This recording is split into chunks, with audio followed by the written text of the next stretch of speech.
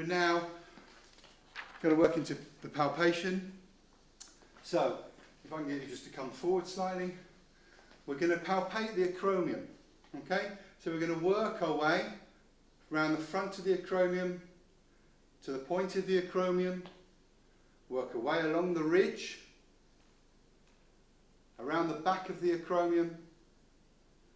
So I'm feeling that bone, and it's almost like a rectangle. I can then come forwards again, around the posterior angle, along the border of the acromion, to the front corner. I'm then tracking along the front, and then I hit a gap.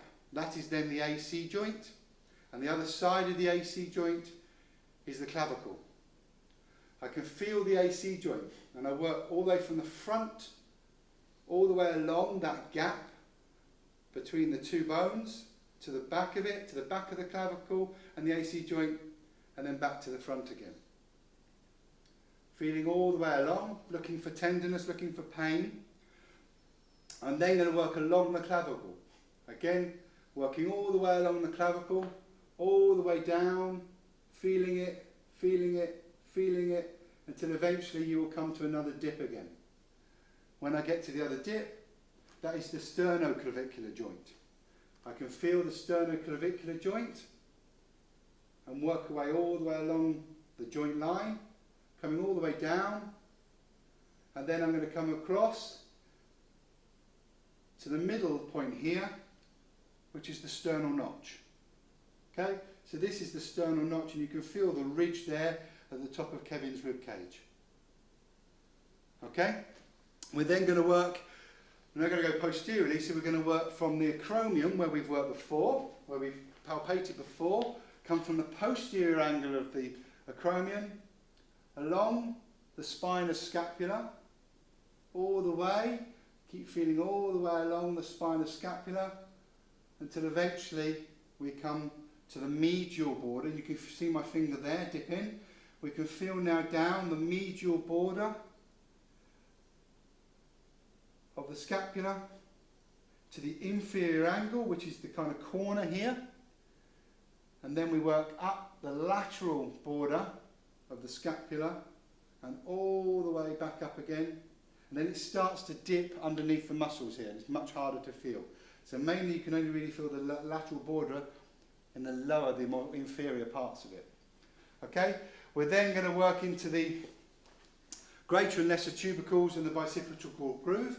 So if I look at this greater tuberosity of the humerus, which is here, which is the big bony point on the outside of the humerus. So I'm coming off the acromion, down and forwards, and I can feel all the way around that greater tuberosity.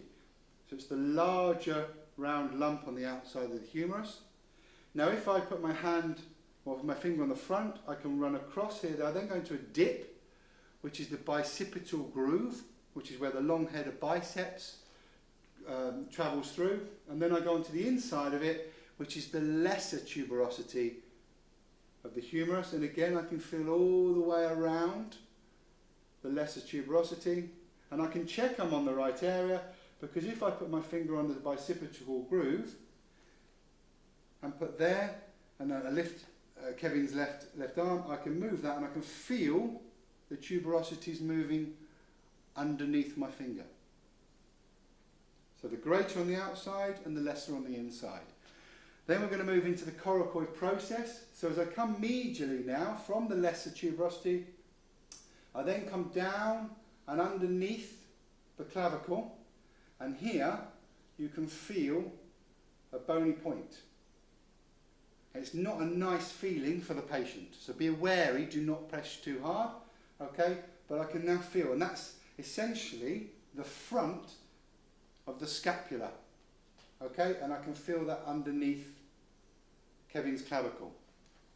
Finally, we're going to look at the joint line, and the joint line essentially is just lateral to the coracoid process, coming along, and it comes in an arc around from the inside medial to the lesser tuberosity of the humerus, and it works away in an arc around there from where the glenoid cavity will be underneath, and the humerus just sits in an arc around there. And that concludes the palpation of the shoulder and the examination and assessment of the shoulder.